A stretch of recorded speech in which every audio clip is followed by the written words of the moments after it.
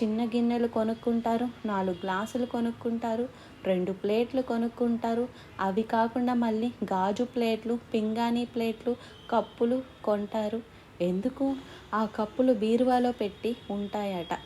ఆ బీరువాలో కప్పులు ఉంటాయి అలాగే ఎప్పుడన్నా సంవత్సరానికి ఒకసారి ఎవరైనా వస్తే తీస్తారు.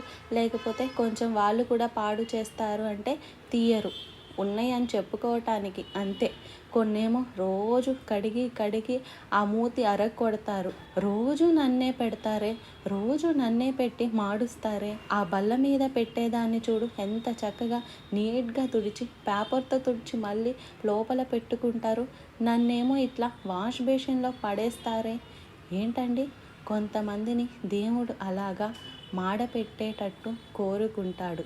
కొంతమందిని కూర్చుండి పెట్టుకుంటాడు. ఆయన ఇష్టం అది.